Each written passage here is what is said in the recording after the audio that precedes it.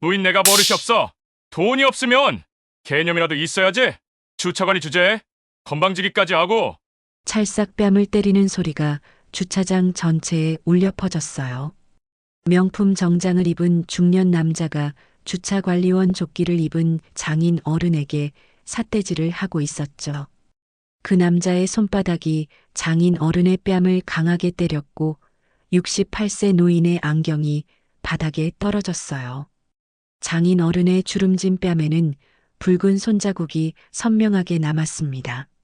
15년 사회복지사 일을 하는 동안 한 번도 주먹을 쥐어본 적 없는 제가 그날은 달랐어요. 그날 저는 장인 어른께 드릴 용돈 봉투를 들고서 있었어요. 저는 봉투를 가슴 안쪽 주머니에 넣고 천천히 그 남자에게 걸어갔습니다. 제 안에서 뭔가가 끊어지는 소리가 들렸어요.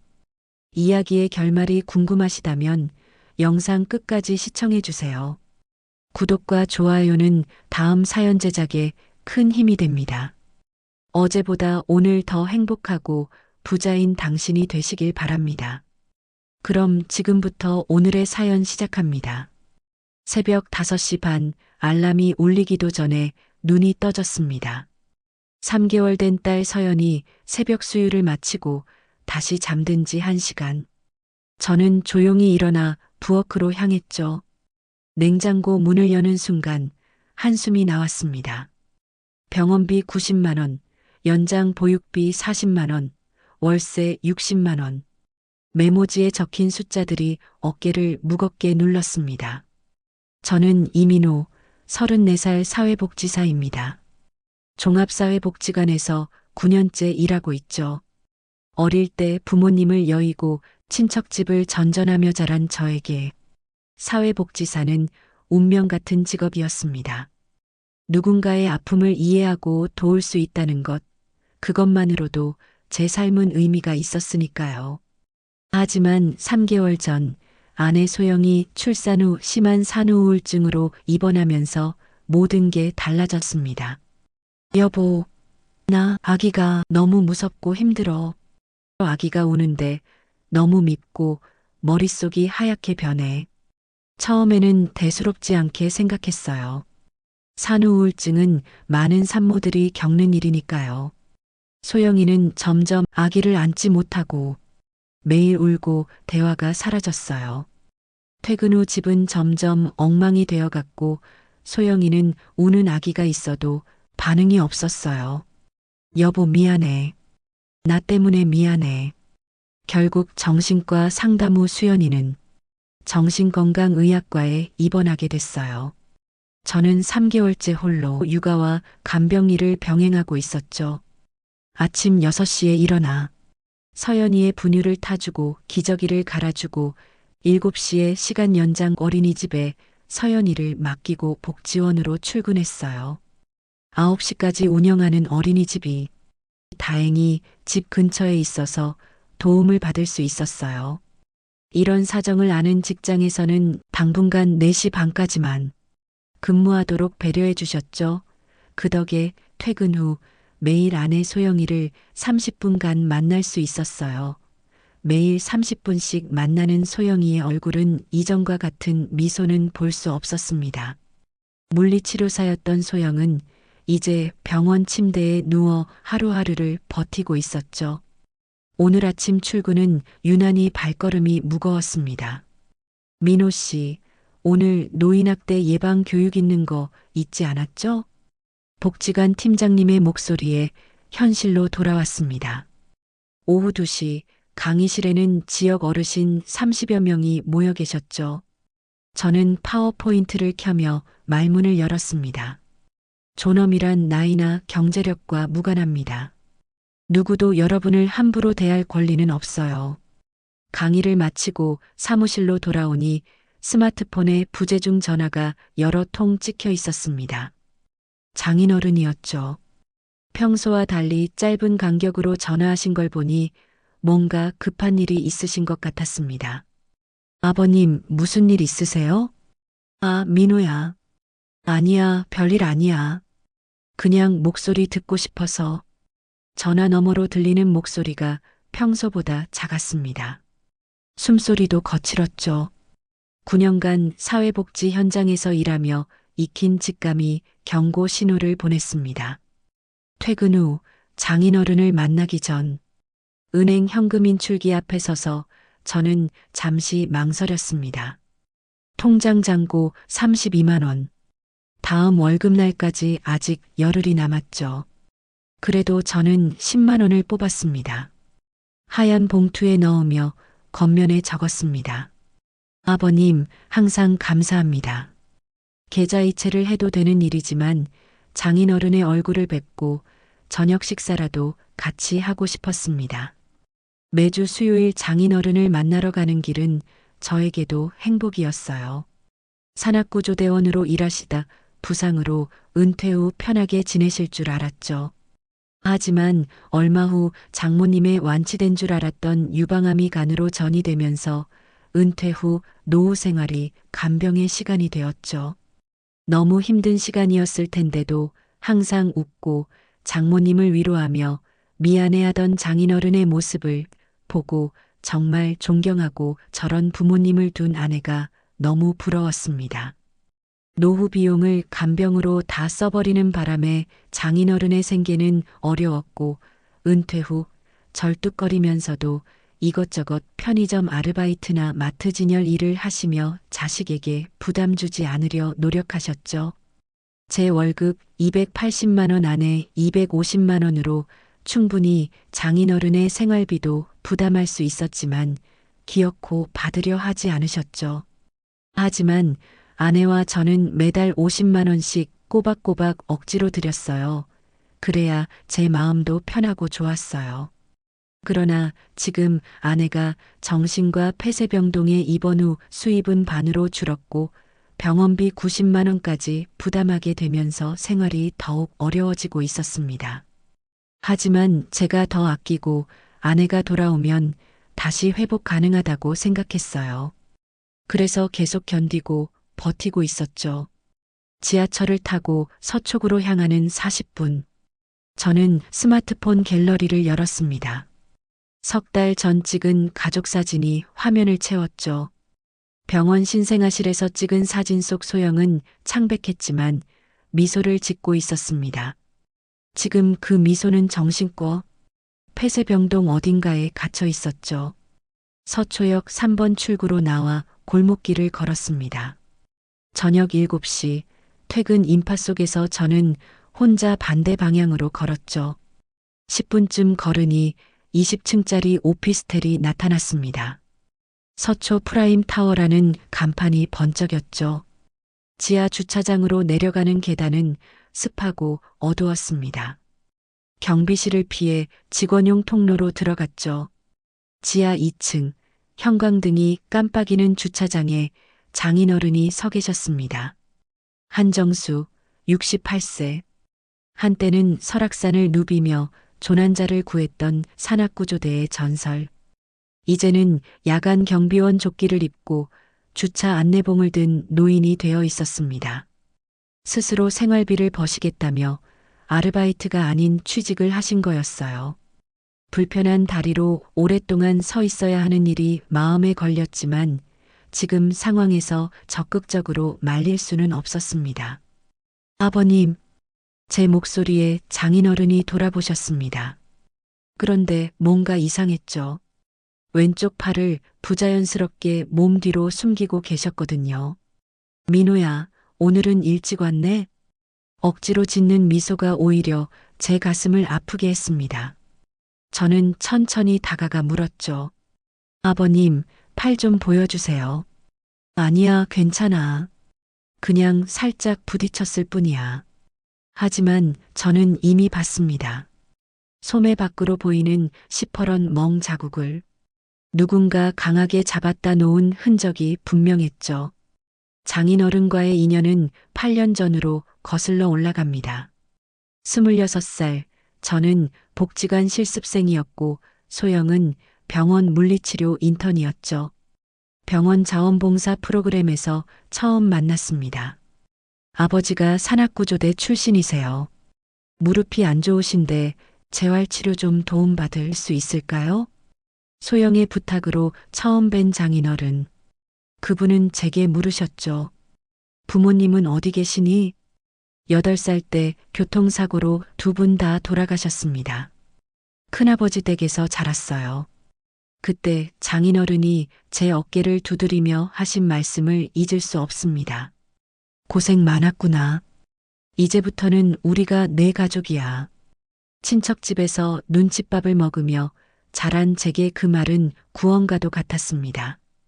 처음으로 진짜 가족이 생긴 것 같았거든요. 1999년 겨울 설악산 대청봉 부근에서 일어난 조난사고는 전국을 충격에 빠뜨렸습니다.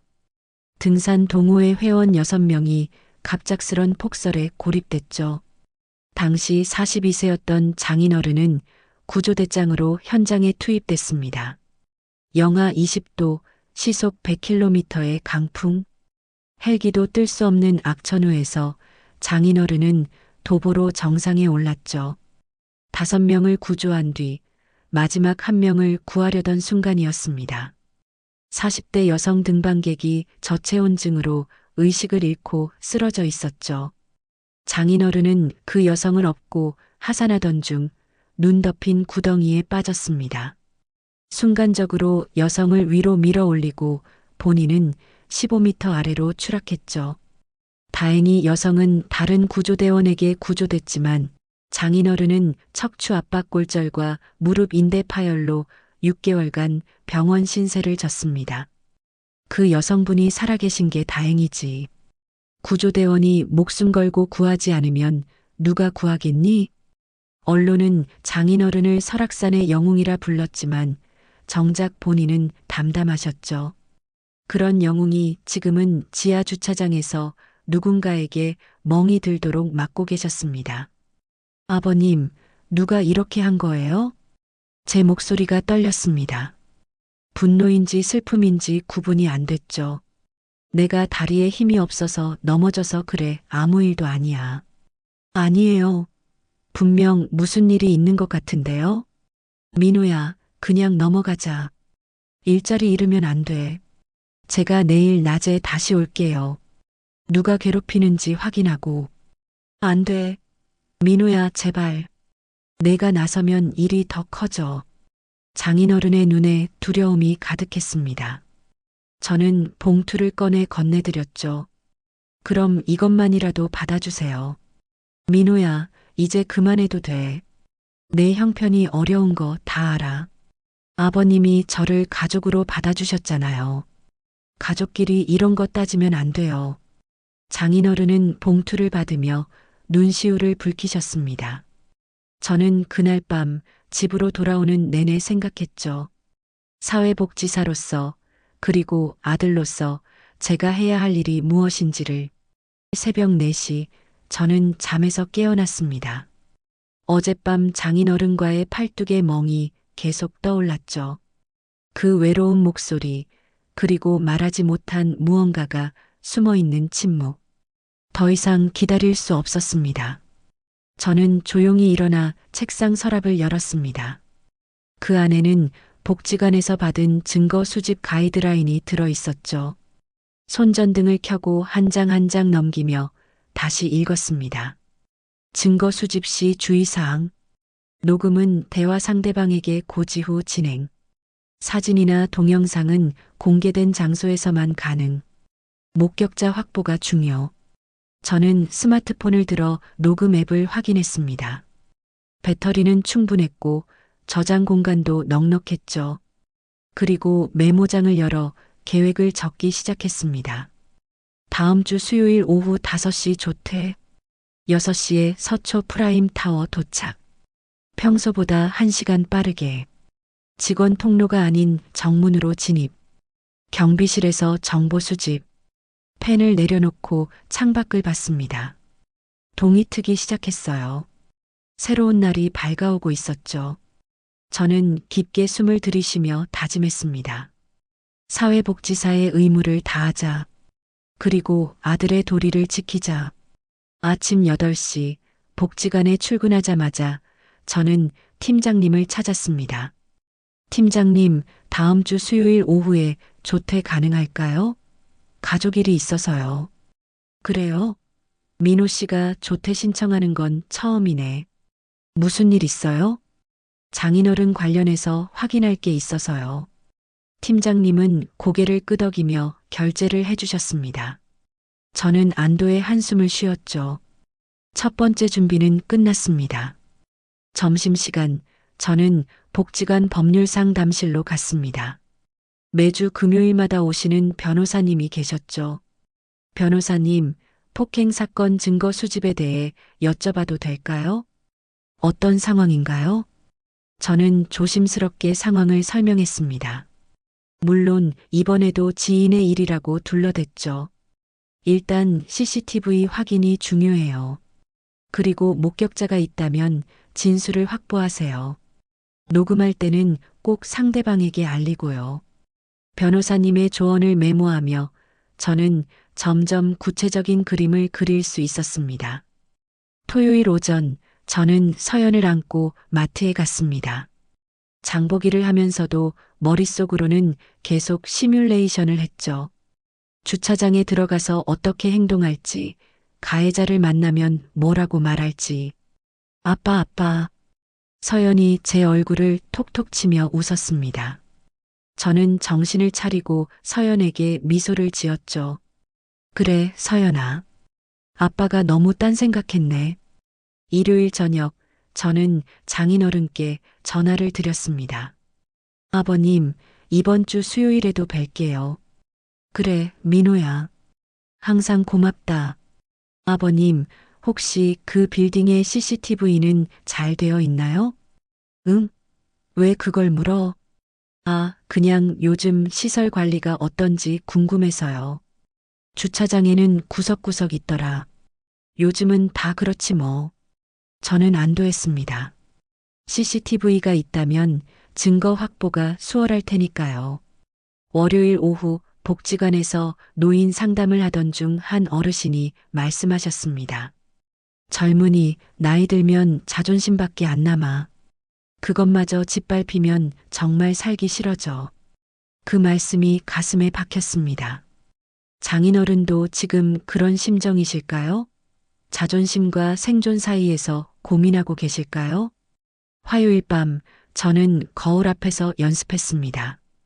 가해자를 만났을 때 어떻게 말할지, 어떤 표정을 지을지, 너무 공격적이어도 안 되고, 너무 약해 보여도 안 됐죠. 안녕하세요. 저는 한정수 씨 사위입니다. 잠시 이야기 좀 나눌 수 있을까요? 거울 속 제 모습은 단호하면서도 침착해 보였습니다. 수요일 아침, 드디어 그날이 왔습니다. 저는 평소보다 더 일찍 일어나 준비했죠. 검은색 정장을 입었습니다. 너무 캐주얼하면 무시당할 수 있으니까요. 복지관에 출근해서도 시계만 계속 봤습니다. 시간이 너무 천천히 가는 것 같았어요. 민호 씨, 오늘 뭔가 다르네요. 결전의 날인가요? 선영 선배가 농담처럼 물었지만 저는 진지하게 고개를 끄덕였습니다. 네, 오늘은 정말 중요한 날이에요. 오후 4시 반 저는 팀장님께 인사를 하고 복지관을 나섰습니다. 서연을 어린이집에 맡기면서 보육교사 선생님께 말씀드렸죠. 오늘은 조금 늦을 수도 있어요. 9시까지는 꼭 데리러 올게요. 지하철을 타고 서초구로 향하면서 저는 마지막으로 계획을 점검했습니다. 스마트폰 녹음 앱, 충전 상태, 그리고 마음의 준비. 모든 게 완벽했습니다. 5시 45분, 저는 서초역에 도착했습니다. 역에서 나와 걸으면서 깊게 심호흡을 했죠. 겨울이 다가오는 11월의 차가운 공기가 폐 깊숙이 들어왔습니다. 이건 그냥 작은 오해가 20층 높이 건물이 석양을 받아 붉게 빛나고 있었죠. 저는 주먹을 꽉 쥐었습니다. 장인어른, 오늘은 제가 지켜드릴게요. 건물 입구에 도착한 시간은 정확히 6시. 평소보다 1시간 빠른 시간이었습니다. 저는 정문으로 들어가며 경비실을 살짝 들여다봤죠. 젊은 경비원이 앉아 있었습니다. 이제 시작이었습니다. 제가 직접 확인하고 증거를 수집하고 장인어른을 지킬 시간이었죠. 더 이상의 망설임은 없었습니다. 저는 엘리베이터를 지나쳐 계단으로 향했습니다. 한 걸음 한 걸음 내려갈 때마다 심장이 빠르게 뛰었죠. 지하 1층을 지나 지하 2층으로. 그리고 드디어 주차장 문 앞에 섰습니다. 문손잡이를 잡은 손이 떨렸습니다. 하지만 저는 용기를 냈죠. 사회복지사로서 그리고 아들로서 해야 할 일이 기다리고 있었으니까요. 지하 2층 주차장 문을 열고 들어서자 형광등의 차가운 빛이 콘크리트 바닥을 비추고 있었습니다. 저는 조심스럽게 기둥 뒤로 몸을 숨기며 주차장을 살폈죠. 멀리서 장인어른의 모습이 보였습니다. 경비원 조끼를 입고 주차 안내봉을 든 채 한 대의 검은색 외제차 앞에 서 계셨어요. 그런데 뭔가 이상했습니다. 장인어른의 자세가 평소와 달랐어요. 어깨가 잔뜩 움츠러들어 있었고 고개는 깊이 숙여져 있었죠. 마치 누군가를 두려워하는 것처럼 보였습니다. 그때 엘리베이터 문이 열리는 소리가 들렸습니다. 40대 초반으로 보이는 남자가 걸어 나왔어요. 명품 정장에 반짝이는 구두, 그리고 오만한 표정. 테크솔루션 대표 김성우였습니다. 늙은 경비원. 김성우의 목소리가 주차장에 울려 퍼졌습니다. 장인어른이 놀라 고개를 들었죠. 저는 기둥 뒤에서 숨을 죽이며 상황을 지켜봤습니다. 내가 어제 뭐라고 했어? 내 차 근처에서 물 뿌리지 말라고 했잖아. 죄송합니다. 오늘은 물을 안 뿌렸는데. 뭐? 변명해? 여기 봐, 물자국이 있잖아. 김성우가 차보닛을 가리켰습니다. 하지만 제 눈에는 아무것도 보이지 않았어요. 그저 트집을 잡기 위한 핑계였죠. 저는 스마트폰을 꺼내 녹음 버튼을 눌렀습니다. 손이 떨렸지만 최대한 침착하려 노력했어요. 9년간의 사회복지 경험이 말해주고 있었습니다. 이건 전형적인 갑질이자 노인학대라고. 다리나 절뚝거리는 주제의 일은 제대로 못하고. 김성우의 말에 저는 숨이 막혔습니다. 장인어른의 다리 장애를 조롱하다니. 그것은 25년 전 사람을 구하다 다친 명예로운 상처였는데 장인어른은 아무 말도 하지 못하고 고개만 숙이고 계셨습니다. 그 모습이 제 가슴을 찢었어요. 산악구조대의 영웅이 이렇게 무너져 있다니. 김성우가 한 발짝 더 다가갔습니다. 그리고 손가락으로 장인어른의 명찰을 툭툭 쳤어요. 한정수? 이름은 거창하네. 정수라. 물이나 제대로 관리해, 늙은이. 그 순간 제 주먹이 저절로 쥐어졌습니다. 분노가 온몸을 타고 올라왔어요. 하지만 저는 참았습니다. 아직은 때가 아니었으니까요. 증거를 더 확보해야 했습니다. 그리고 말이야, 내가 주차할 때는 다른 데 가 있어. 내가 서 있으면 재수가 없단 말이야. 네, 알겠습니다. 장인어른의 목소리는 너무나 작았습니다. 67세 노인의 자존심이 바닥에 떨어지는 소리가 들리는 것 같았어요. 김성우가 장인어른의 팔을 거칠게 잡았습니다. 그리고 강하게 비틀었죠. 대답할 때는 크게 해. 귀가 먹었어? 아, 네, 알겠습니다. 장인어른이 고통스러운 표정을 지었습니다. 팔을 비틀린 자리에 또 멍이 들 게 분명했어요. 저는 이를 악물었습니다. 당장이라도 뛰어나가고 싶었지만 이성적으로 생각해야 했죠. 그때 주차장 반대편에서 발소리가 들렸습니다. 주간 경비원 박선희 씨였어요. 60 초반의 여성 경비원이 다가오자 김성우가 재빨리 장인어른의 팔을 놓았습니다. 어머, 김 대표님. 또 오셨네요? 박선희 씨의 목소리에는 경계심이 묻어났습니다. 그녀도 이 상황을 알고 있는 것 같았어요. 내 차 관리하러 왔지. 상관없으니까 가던 길 가. 한 경비원님, 괜찮으세요? 박선혜 씨가 장인어른께 물었습니다. 장인어른은 고개만 끄덕이셨죠. 말을 하면 목소리가 떨릴 것 같았나 봅니다. 김성우가 차 키를 꺼내며 말했습니다. 내일부터는 내 차 반경 5m 안에 오지 마. 알았어?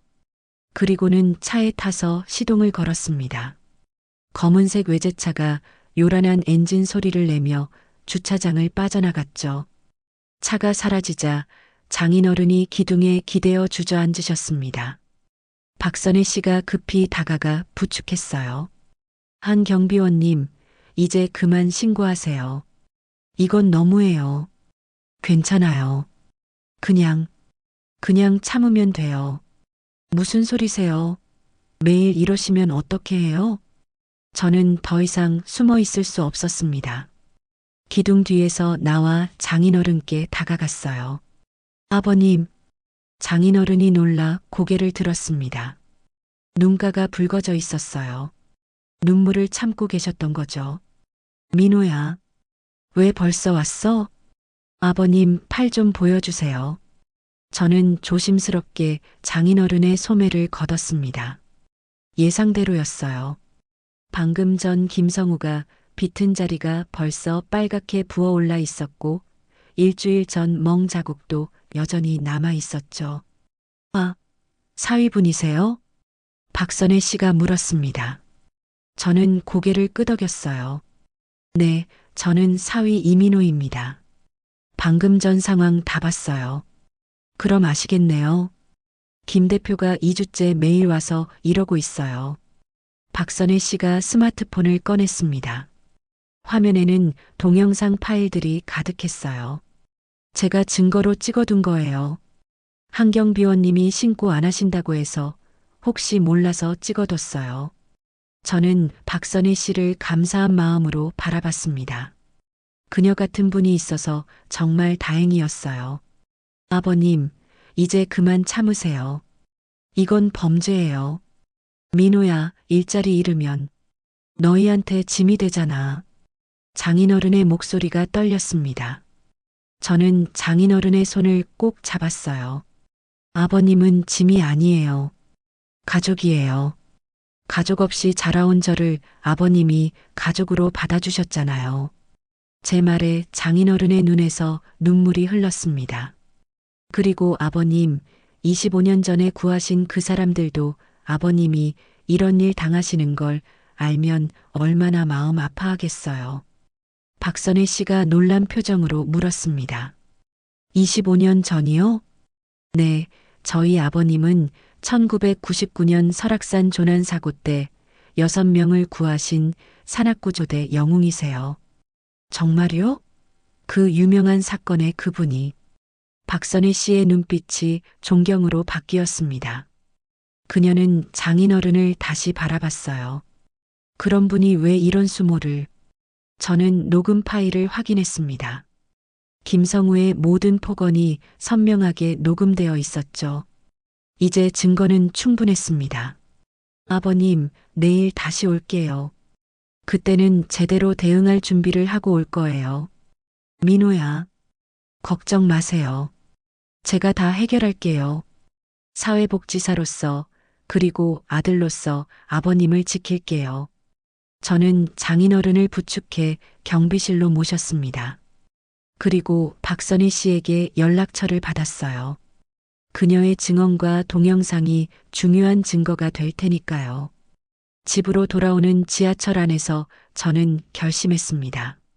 내일은 복지관 법률상담 변호사님과 함께 경찰서에 가기로, 그리고 김성우라는 인간에게 법의 심판을 받게 하기로. 제 주먹은 여전히 떨리고 있었습니다.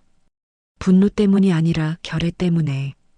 다음 날 목요일 오후 5시 저는 복지관 법률상담 변호사님과 통화를 마치고 서초 프라임타워로 향했습니다.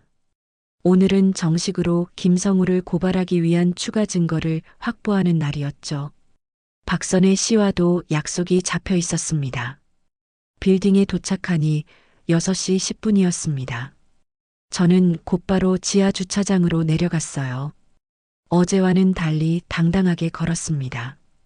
더 이상 숨을 필요가 없었으니까요. 주차장에 들어서자 박선희 씨가 손을 흔들며 다가왔습니다. 이 선생님 오셨네요. 한경비원님은 저쪽에 계세요.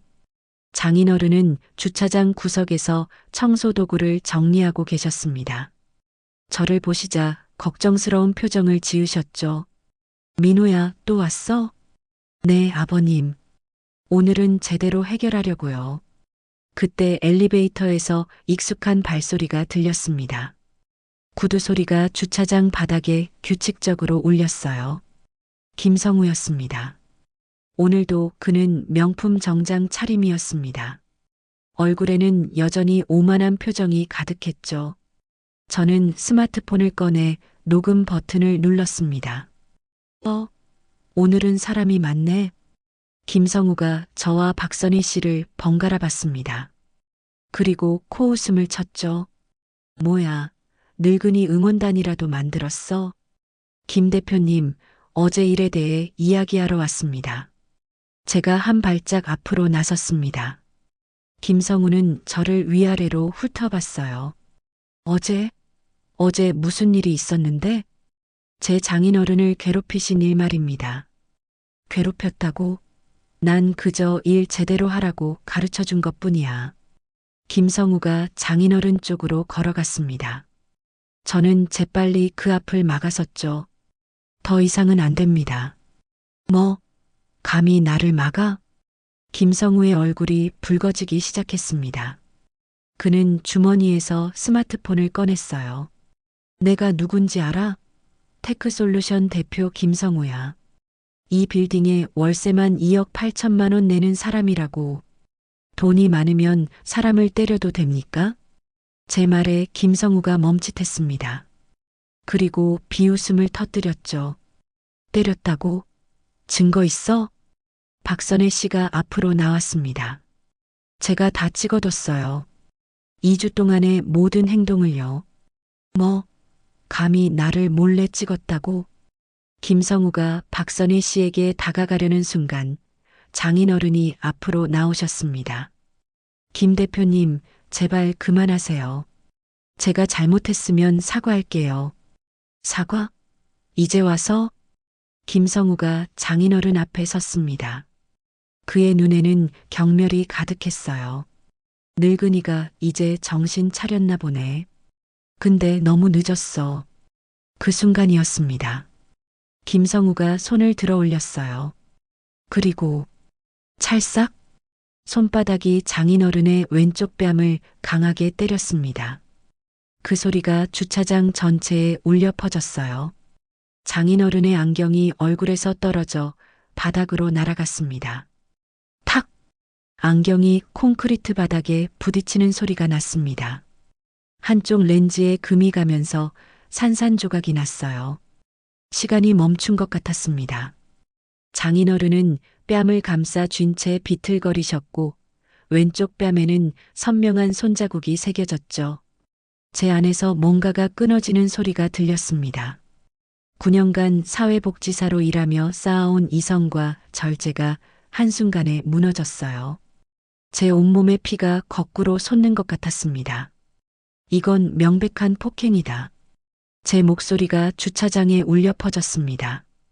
더 이상 참을 수 없었어요. 저는 주먹을 꽉 쥐었습니다.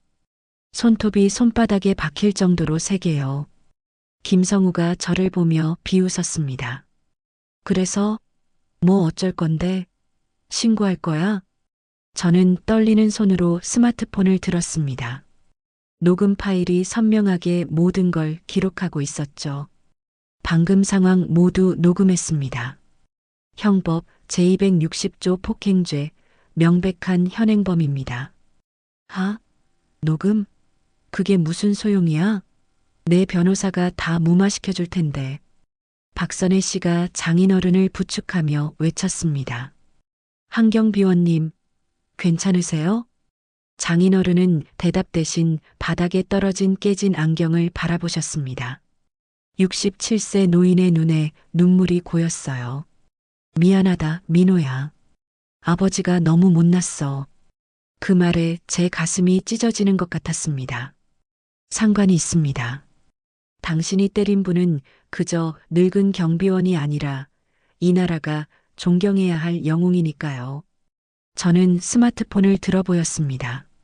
그리고 이제 경찰에 신고하겠습니다. 뭐, 감히. 김성우가 제 스마트폰을 빼앗으려 손을 뻗었습니다. 하지만 저는 빠르게 피했죠. 대학 시절 태권도로 단련된 반사신경이 살아있었습니다. 형법 제260조 폭행죄에 해당하는 명백한 범죄 행위입니다. 저는 스마트폰을 들어보였습니다. 화면에는 녹음 중이라는 표시가 선명했죠. 모든 대화가 녹음되고 있습니다. 법적 증거로 충분합니다. 그때 엘리베이터에서 또 누군가 내려왔습니다. 50대 초반의 단정한 정장 차림 남성이었어요. 제가 오늘 오후에 연락해둔 복지관 법률상담 변호사 정민수 변호사였습니다. 이민호 선생님, 제가 늦지 않았죠? 정 변호사가 상황을 빠르게 파악했습니다. 바닥에 깨진 안경, 장인어른의 부어오른 뺨, 그리고 당황한 김성우의 표정까지 제가 피해자분들의 법적 대리를 맡겠습니다. 정민수 변호사입니다. 정 변호사가 명함을 꺼내 보였습니다. 김성우의 얼굴이 불그락푸르락 변했어요. 뭐, 변호사를 데려왔다고? 좋아, 내 친구가 박앤장 로펌 대표 박준혁이야. 김성우는 스마트폰을 꺼내 전화를 걸기 시작했습니다. 여보세요? 나 김성우야. 지금 당장 여기로 와. 서초 프라임타워 지하 2층 주차장. 돈은 얼마든지 줄 테니까. 10분 후 엘리베이터에서 또 다른 변호사가 내려왔습니다. 40대 중반의 날카로운 인상의 남성이었죠. 김 사장, 무슨 일이야? 이렇게 급하게 부르고. 박 변호사, 이 사람들이 나를 폭행죄로 고소한대.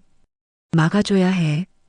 박 변호사라 불린 남자가 상황을 둘러봤습니다. 그의 시선이 정민수 변호사에게서 멈췄어요. 정민수 변호사님?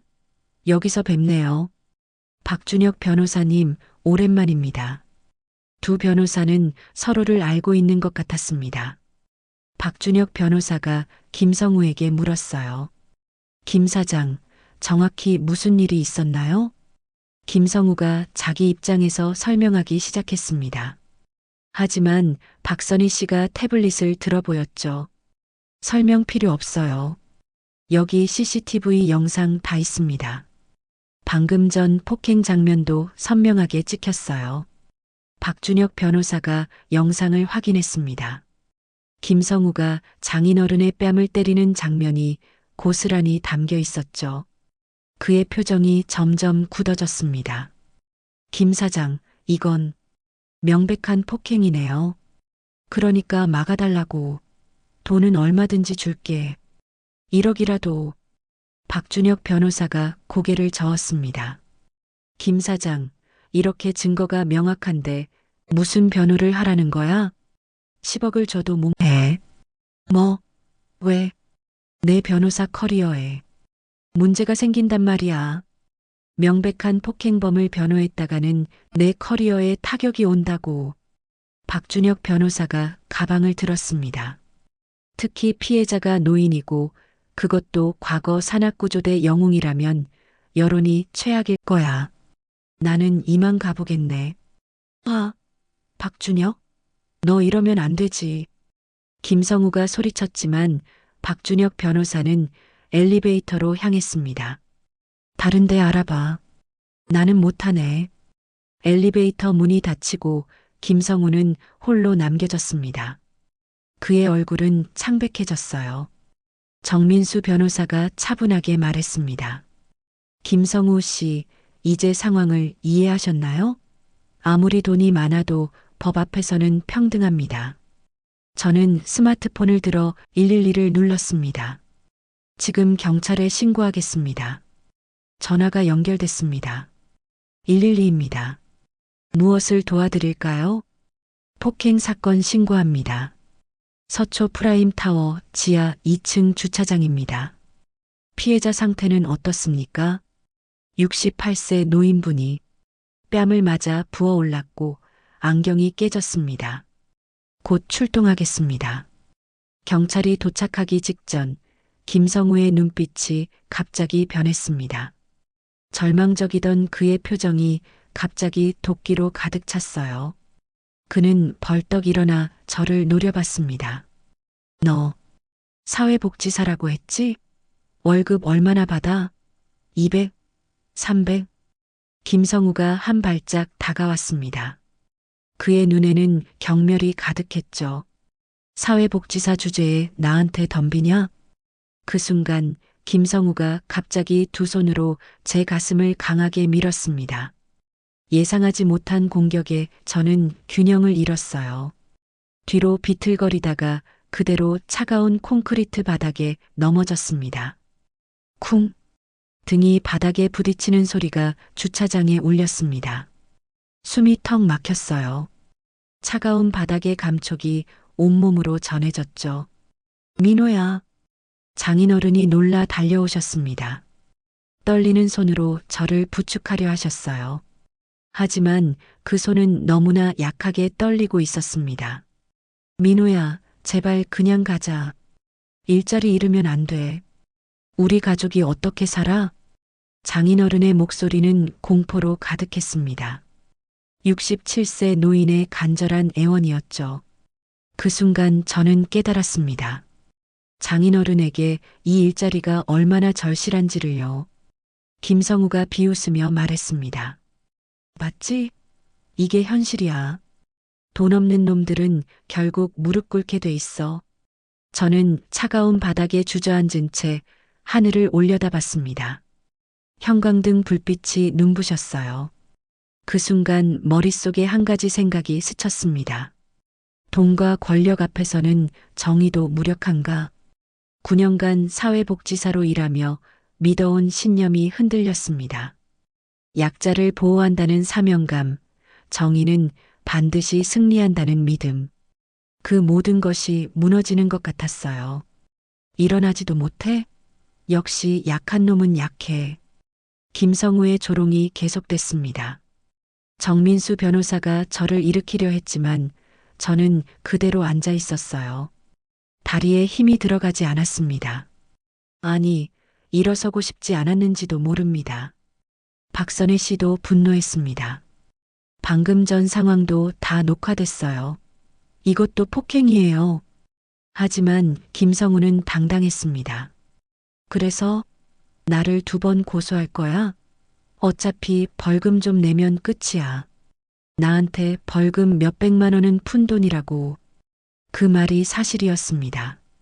단순 폭행죄는 벌금형으로 끝날 가능성이 컸어요. 김성우 같은 사람에게는 정말 푼돈이겠죠. 장인어른이 제 옆에 무릎을 꿇고 앉으셨습니다. 그리고 떨리는 목소리로 속삭이셨어요. 민호야, 미안해. 아버지 때문에 내가 이런 일을. 아버님 잘못이 아니에요. 제 목소리는 공허했습니다. 힘이 하나도 없었어요. 우리가 잘못한 게 아니에요.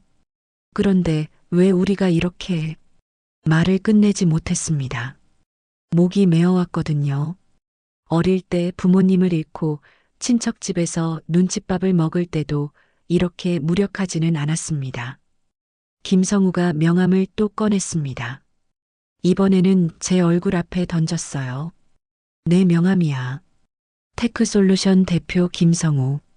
연 매출 300억. 너 같은 사회복지사 1000명 월급을 줄 수 있는 사람이지. 명함이 제 무릎 위에 떨어졌습니다. 금박으로 인쇄된 화려한 명함이었죠. 그것을 보며 저는 더욱 초라해졌습니다. 정민수 변호사가 저를 부축해 일으켰습니다. 이민호 선생님, 일어나세요. 이대로 있으면 안 됩니다. 하지만 일어선 다리는 후들거렸습니다. 태권도로 단련했던 체력도 사회복지사로서의 신념도 이 순간에는 아무 소용이 없었어요. 봐라. 이게 현실이야. 돈이 없으면 맞고도 참아야 해. 김성우의 말이 비수처럼 가슴에 꽂혔습니다. 그가 맞는 것 같았어요. 우리는 돈이 없으니까, 권력이 없으니까, 그저 참고 살아야 하는 건가요? 장인어른이 김성우에게 무릎을 꿇으려 했습니다. 김 대표님, 제발 민호만은 용서해 주세요. 제가 대신 사과할게요. 아버님, 안 돼요. 저는 장인어른을 막았습니다. 하지만 장인어른의 눈에는 이미 모든 것을 포기한 체념이 가득했어요. 민호야, 이게 우리의 현실이야. 받아들여야 해. 그 말에 제 눈에서 눈물이 흘렀습니다. 분하고 억울한 눈물이었죠. 9년간 믿어온 정의가 공평한 세상이라는 환상이 깨지는 순간이었습니다. 경찰 사이렌 소리가 가까워졌습니다. 하지만 이상하게도 그 소리가 희망적으로 들리지 않았어요. 김성우 말대로 벌금 몇백만 원이면 끝날 테니까요. 경찰이 와도 소용없어. 내 변호사는 도망갔지만 돈으로 다른 변호사 구하면 돼. 김성우의 자신감은 여전했습니다. 그는 주머니에서 지갑을 꺼내 현금 다발을 보여줬어요. 여기 있는 돈만 해도 너희 2달 월급이야. 이게 힘의 차이지. 저는 고개를 떨구었습니다. 싸울 의지가 완전히 꺾였어요. 박선혜 씨가 제 어깨를 두드렸지만 위로가 되지 않았습니다. 이 선생님 힘내세요. 정의는 반드시. 정의요? 제가 힘없이 웃었습니다. 정의가 뭔가요? 돈 있는 사람이 없는 사람을 짓밟아도 벌금으로 끝나는 게 정의인가요? 아무도 대답하지 못했습니다. 모두가 현실의 무게를 느끼고 있었으니까요. 장인어른이 제 손을 잡으셨습니다. 거친 손이었어요. 29년간 산에서 사람을 구하며 거칠어진 손. 그런데 지금은 그저 늙고 힘없는 노인의 손일 뿐이었습니다. 민호야, 우리 그냥 포기하자. 더 이상 힘들어하지 마. 그 순간 저는 완전히 무너졌습니다. 바닥에 주저앉아 머리를 감쌌어요. 이게 현실인가? 이게 우리가 살아가야 할 세상인가?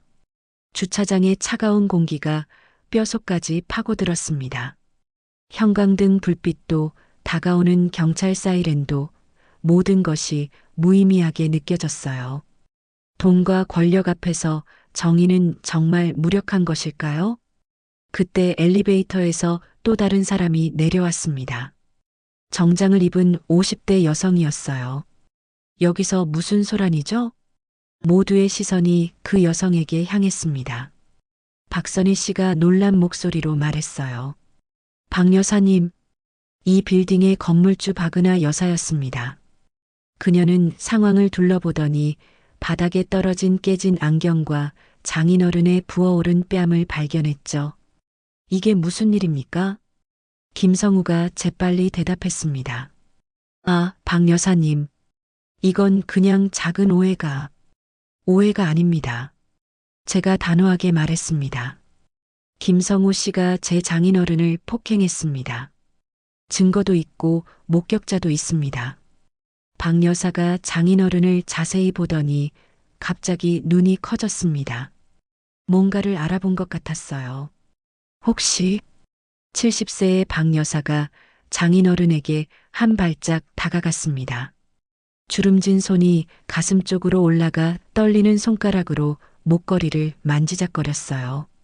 그 목소리, 그 걸음걸이. 박 여사는 장인어른의 얼굴을 자세히 들여다봤습니다. 부어오른 뺨과 깨진 안경 너머로 보이는 얼굴을 뚫어지게 바라봤죠. 25년 전 설악산. 박 여사의 목소리가 갈라졌습니다. 70세 노인의 눈가에 눈물이 맺히기 시작했어요. 한정수 구조대원님이신가요? 순간 주차장이 숨을 멈춘 것처럼 조용해졌습니다. 김성우의 조롱하던 얼굴이 굳어졌고 박선희 씨는 놀란 표정으로 입을 벌렸어요. 정민수 변호사도 놀라움을 감추지 못했죠.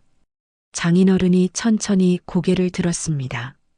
깨진 안경 너머로 박 여사를 바라보며 눈을 가늘게 떴어요.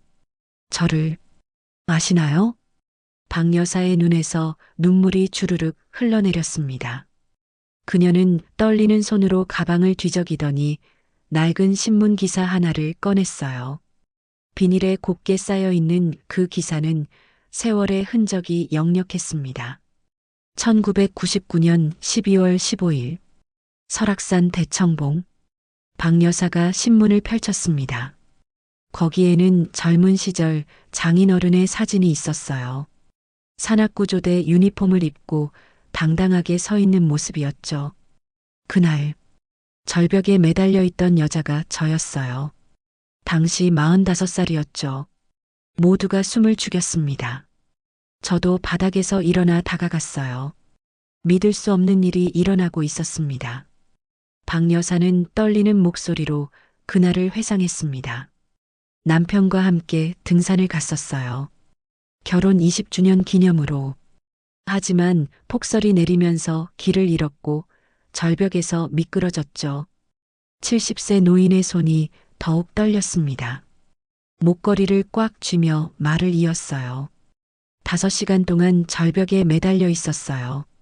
손가락은 얼어붙고 의식도 흐려지고 남편은 저를 구하려다 먼저. 박 여사의 목소리가 끊겼습니다. 25년 전의 아픔이 되살아나는 것 같았어요. 그때 누군가 위에서 소리쳤어요. 조금만 버티세요. 제가 갑니다. 그 목소리가 바로 박 여사가 장인어른을 똑바로 바라봤습니다. 바로 구조대원님 목소리였어요. 장인어른의 눈이 커졌습니다. 기억이 되살아나는 것 같았어요. 박은하. 그때 그 부부 등반객 중, 네, 맞아요. 절 기억하세요? 박 여사가 울먹이며 말했습니다. 그녀는 가방에서 또 다른 것을 꺼냈어요. 오래된 사진 한 장이었습니다. 구조 직후 병원에서 찍은 사진이에요. 구조대원님이 저를 업고 내려오시다가 사진 속에는 중년 여성을 등에 업은 장인어른의 모습이 있었습니다. 그런데 장인어른의 다리에는 피가 흐르고 있었어요. 저를 위로 밀어 올리시고 본인은 15m 아래로. 박 여사의 목소리가 끊겼습니다. 감정이 북받쳐 올라 더 이상 말을 잇지 못했어요. 남편은 그날 세상을 떠났어요. 하지만 저는 살았죠. 구조대원님 덕분에. 김성우가 믿을 수 없다는 표정으로 중얼거렸습니다. 그럼 이 늙은이가 영웅이십니다. 박 여사가 단호하게 말했습니다. 70세 노인의 눈빛이 김성우를 향했어요. 분노와 경멸이 가득한 눈빛이었죠. 25년 동안 찾았어요. 은인을 찾아서 꼭 은혜를 갚고 싶었어요. 남편의 유언이기도 했고요. 박 여사가 장인어른의 손을 잡았습니다. 주름진 두 노인의 손이 맞잡혔어요. 남편이 마지막으로 말했어요. 당신을 구해준 그분께 꼭 감사 인사를 전해달라고. 그녀의 목소리가 점점 커졌습니다. 그런데 제 빌딩에서, 제 건물에서 일하고 계셨다니. 박 여사의 얼굴이 분노로 붉어졌습니다. 그것도 경비원으로. 그것도 이런 쓰레기에게 맞으면서. 박 여사가 김성우를 가리켰습니다. 70세 노인의 분노는 무서웠어요. 저는 놀라움을 감출 수 없었습니다. 25년 전 장인어른이 구한 그 여성이 바로 이 빌딩의 건물주였다니. 운명이란 게 정말 있는 걸까요? 박선혜 씨가 감탄하며 말했습니다. 세상에, 그 유명한 설악산 구조 사건의 주인공이셨어요? 저도 그 사건 기억해요. 뉴스에서 봤었죠. 정민수 변호사도 놀라움을 감추지 못했습니다. 박 여사가 무릎을 꿇으려 했습니다. 하지만 70세의 나이에 무릎 꿇기는 쉽지 않았어요. 장인어른이 급히 부축했습니다. 박 여사님, 이러지 마세요. 아니에요. 제가 무릎이라도 꿇어야 해요.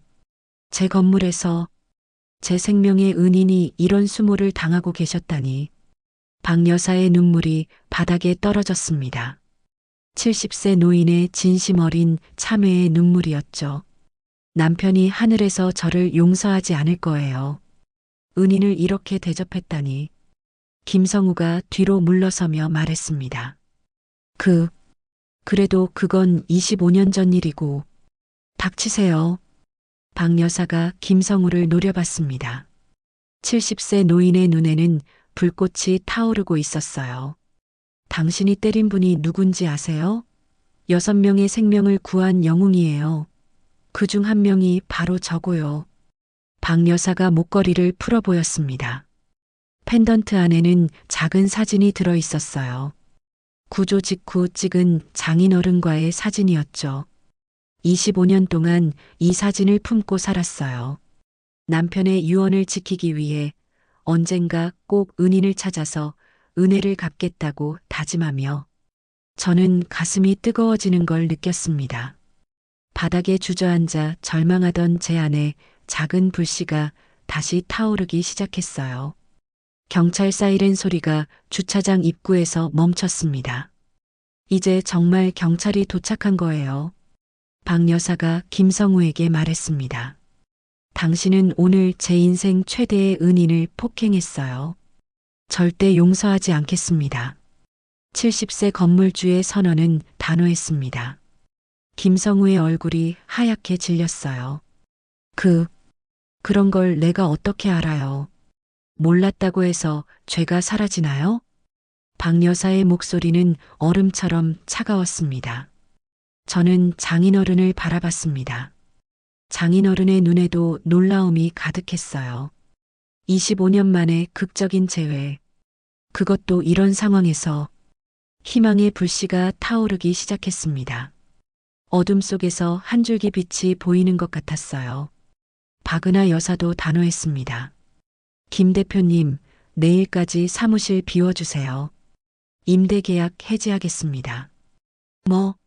계약 기간이 아직 남았는데. 정민수 변호사가 설명했습니다.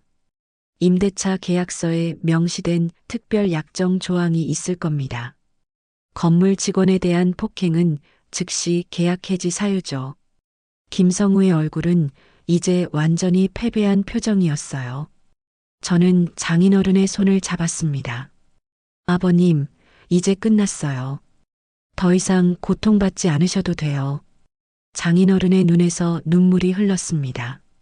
안도와 감사의 눈물이었죠. 고맙다, 민호야.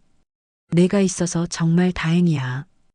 해시태그 제8장 운명의 재회. 경찰이 김성우를 연행해 간 후 주차장에는 저와 장인어른, 박은하 여사, 그리고 박선혜 씨가 남았습니다. 정민수 변호사만 경찰서로 증인 진술을 하러 따라갔죠. 갑자기 조용해진 주차장에서 박 여사는 다시 한번 장인어른을 바라봤습니다. 70세 노인의 눈에는 여전히 눈물이 맺혀 있었어요. 한정수 구조대원님, 정말 꿈만 같아요. 박 여사가 떨리는 손으로 가방에서 손수건을 꺼내 눈물을 닦았습니다. 25년 동안, 정말 25년 동안 매일 기도했어요. 언젠가 은인을 만나게 해달라고. 그때 엘리베이터에서 급한 발소리가 들렸습니다. 관리소장 김철수가 헐레벌떡 뛰어왔어요. 50대 중반의 그는 땀을 뻘뻘 흘리고 있었죠. 박 여사님, 무슨 일이십니까? 경찰차가 왔다고 해서. 김 소장은 상황을 둘러보더니 당황한 표정을 지었습니다. 한정수 씨, 괜찮으세요? 얼굴이 왜? 박 여사가 차가운 목소리로 물었습니다. 김 소장, 한정수 씨가 김성우 대표에게 괴롭힘 당하는 걸 알고 있었나요? 김 소장의 얼굴이 하얗게 질렸습니다. 저는 몰랐습니다. 정말이에요. 그때 박선혜 씨가 앞으로 나섰습니다. 거짓말하지 마세요, 소장님. 60 초반 여성 경비원의 목소리는 분노로 떨렸어요. 제가 2주 전부터 계속 보고했잖아요. 김 대표가 한 선배님을 괴롭힌다고요. 박선혜 씨, 그건 10월 30일, 11월 5일, 11월 8일. 3번이나 소장님께 직접 말씀드렸어요. 한 선배님 팔에 멍이 들었다고, 김 대표가 욕설을 한다고, 박선혜 씨가 스마트폰을 꺼내 보였습니다. 여기 제가 소장님께 보낸 문자도 있어요. 읽음 표시까지 되어 있네요. 김 소장이 변명하기 시작했습니다. 그때는 김 대표님이 워낙 큰 세입자라서 월세 2억 8천만 원이 작은 돈이 아니잖아요. 박 여사의 표정이 더욱 차가워졌습니다. 그래서 우리 직원이 맞아도 모른 척 했다는 겁니까?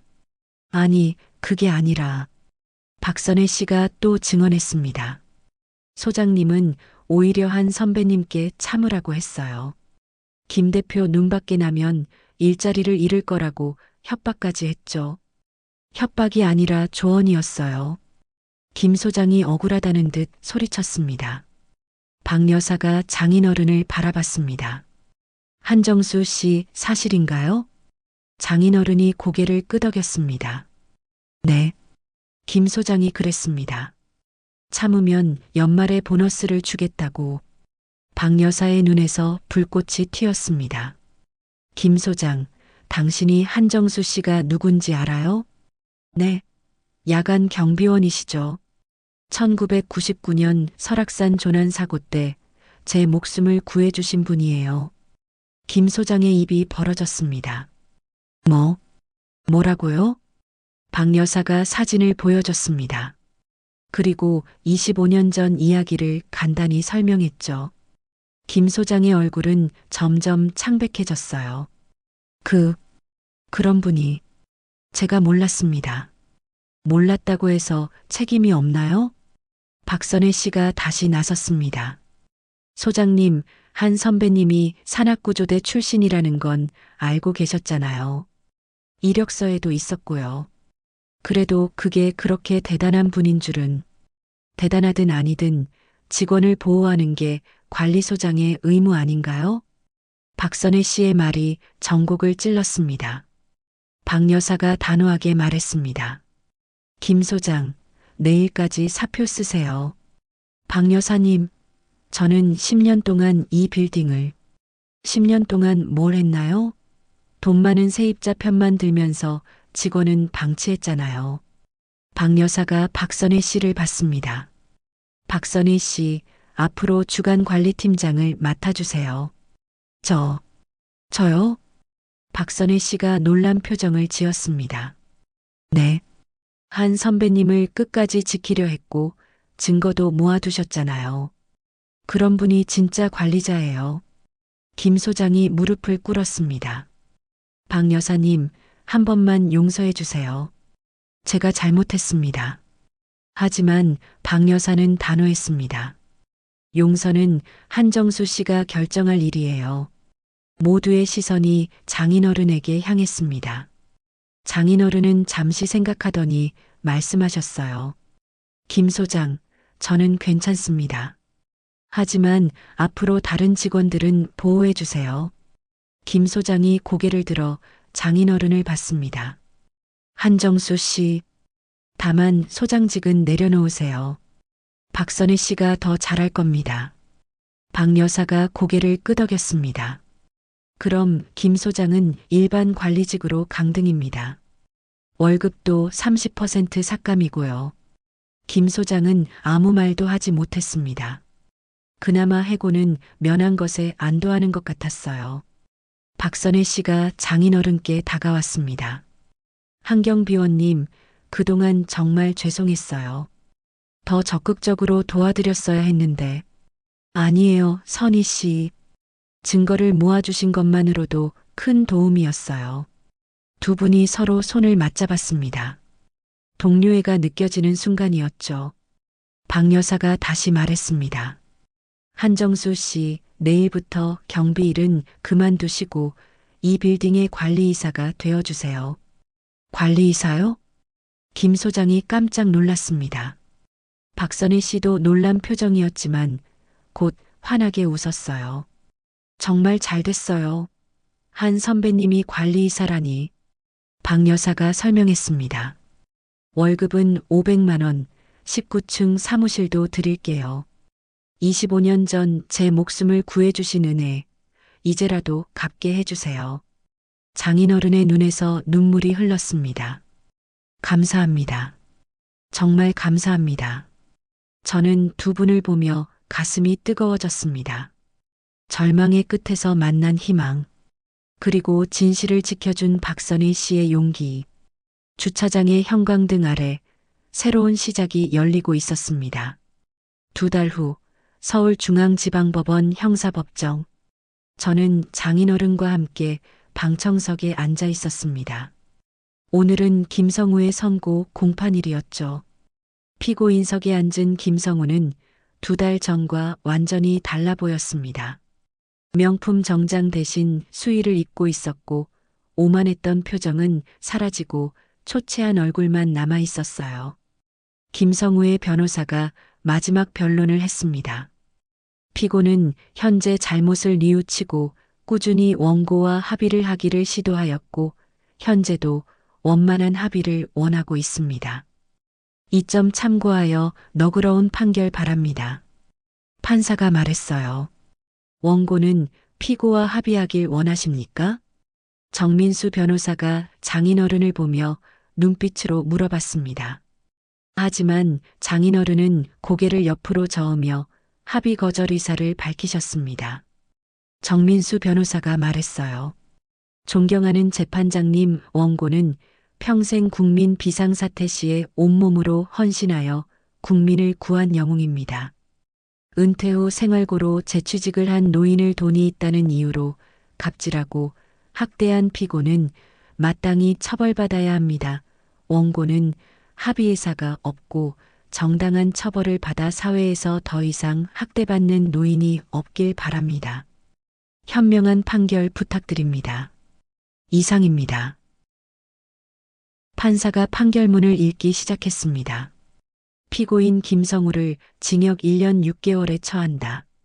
방청석에서 작은 탄성이 흘러나왔습니다. 김성우의 얼굴이 하얗게 질렸어요. 피고인은 2개월간 지속적으로 피해자를 괴롭히고 폭행했으며 이는 명백한 노인학대에 해당한다. 특히 피해자가 과거 산악구조대원으로 국가와 사회에 헌신한 점을 고려할 때 죄질이 매우 나쁘다. 판사의 목소리는 단호했습니다. 김성우는 고개를 떨구고 있었죠. 법정을 나오며 장인어른이 깊게 한숨을 쉬셨습니다. 이제 정말 끝이구나. 네, 아버님. 이제 새로운 시작이에요. 그때 제 스마트폰이 울렸습니다. 병원에서 온 전화였어요. 여보세요? 이민호님? 한소영 환자 담당 의사입니다. 오늘 최종 검사 결과가 나왔는데요. 제 심장이 빠르게 뛰기 시작했습니다. 소영 씨가 완전히 회복되었습니다. 내일 퇴원 가능해요. 저는 눈물이 날 것 같았습니다. 5개월 만에 듣는 가장 기쁜 소식이었죠. 정말요? 정말 퇴원할 수 있나요? 네. 산후 우울증이 완전히 치료되었습니다. 축하드려요. 전화를 끊고 장인어른께 말씀드렸습니다. 아버님, 소영이가 내일 퇴원한대요. 장인어른의 얼굴에 환한 미소가 번졌습니다. 정말이냐? 우리 딸이 드디어? 다음 날 오전 저는 서연을 안고 병원으로 갔습니다. 장인어른도 함께였죠. 이제는 빌딩 관리이사 명함을 가지고 계셨어요. 병실 문을 열자 소영이 짐을 정리하고 있었습니다. 5개월 만에 보는 건강한 모습이었어요. 여보, 소영이 달려와 저를 안았습니다.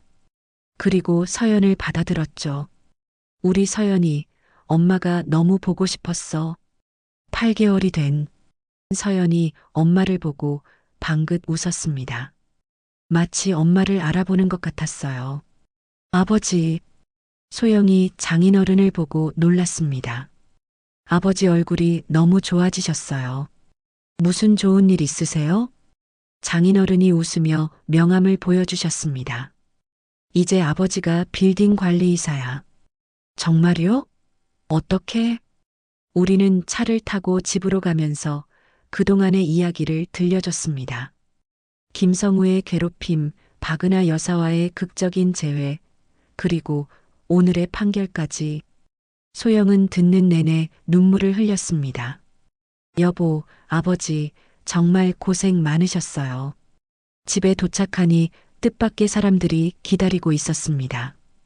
박은하 여사, 박선희 팀장, 그리고 정민수 변호사였어요. 축하드려요. 소영 씨 퇴원을 축하합니다. 박은하 여사가 꽃다발을 건넸습니다. 은인의 따님이 건강을 되찾았다니 정말 기쁩니다. 박선희 팀장도 선물을 내밀었습니다. 이제 한 이사님 가족이 모두 행복하시길 바라요. 정민수 변호사가 악수를 청했습니다. 오늘 판결 정말 통쾌했습니다. 정의가 실현되는 걸 보니 변호사로서 보람을 느낍니다. 거실에 모두 둘러앉아 차를 마시며 이야기를 나눴습니다. 박은하 여사가 25년 전 이야기를 다시 꺼냈어요. 그날 절벽에서 떨어질 때 정말 죽는 줄 알았어요. 그런데 한정수 씨가 나타나셨죠. 장인어른이 겸연쩍게 웃으셨습니다. 저도 그때는 젊었으니까요. 47살 체력이 최고였을 때죠. 25년을 찾았어요. 신문에 광고도 내고 방송국에도 출연하고. 그런데 이렇게 만나게 되다니. 박은하 여사의 눈가가 촉촉해졌습니다. 앞으로 한정수 씨는 제 빌딩의 최고 책임자예요. 그리고 가족처럼 모시겠습니다. 소영이 감동한 표정으로 말했습니다. 정말 기적 같은 일이네요. 그때 서연이 할아버지를 향해 팔을 뻗었습니다. 하부, 모두가 놀랐습니다. 서연의 첫말이었거든요. 하부가 할아버지구나. 장인어른이 서연을 안으며 눈물을 글썽였습니다. 그래, 우리 서연아. 할아버지야. 박선희 팀장이 박수를 쳤습니다. 정말 감동적이에요. 이런 게 진짜 행복이죠. 저는 가족들을 둘러보며 생각했습니다. 5개월 전 절망의 나락에 있었던 우리 가족. 하지만 지금은 모두가 웃고 있었어요. 정민수 변호사가 일어나며 말했습니다. 참, 김성우 씨 회사는 파산 신청했다고 들었어요. 이번 사건으로 이미지가 완전히 추락했거든요. 인과응보네요. 박은하 여사가 고개를 끄덕였습니다. 저녁이 되어 손님들이 돌아간 후 우리 가족은 오랜만에 함께 저녁을 먹었습니다. 민호야, 정말 고마워. 소영이 제 손을 잡았습니다. 내가 아픈 동안 혼자서 모든 걸 감당했구나. 아니야. 아버님이 계셨잖아. 장인어른이 웃으며 말씀하셨습니다. 우리는 가족이니까 서로 돕는 게 당연하지. 그날 밤 저는 일기를 썼습니다. 오늘로 모든 시련이 끝났다. 김성우는 법의 심판을 받았고 아버님은 정당한 대우를 받게 되셨다. 소영은 건강을 되찾았고 서연은 첫말을 했다. 절망의 끝에서 우리는 희망을 찾았다. 정의는 늦었지만 반드시 실현된다는 것을 배웠다. 창밖을 보니 별이 가득한 밤하늘이 보였습니다. 25년 전 설악산에서 시작된 인연이 오늘 이렇게 아름답게 완성되었어요.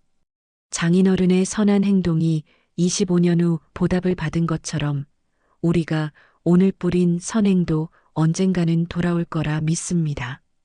이 이야기를 통해 우리는 배웠어요. 가족의 소중함을, 정의의 중요함을, 그리고 사랑의 힘을. 세상은 때로 불공평하고 힘들지만 포기하지 않으면 언젠가는 정의가 승리한다는 것을요. 그리고 가장 중요한 것은 당연한 일을 하는 것, 부모를 지키는 것, 약자를 돕는 것, 옳은 일을 하는 것. 그게 바로 당연한 일이에요. 그리고 그 당연한 일이 세상을 바꿉니다. 여러분도 오늘 당연한 일을 하셨나요? 만약 하셨다면 당신은 오늘의 영웅입니다. 어제보다 오늘 더 행복한 당신이 되시길 바랍니다. 감사합니다. 오늘의 사연을 마치겠습니다. 끝까지 잘 시청해 주셔서 감사합니다. 구독과 좋아요 눌러주시면 또 다른 감동 사연으로 다시 만나 뵐게요.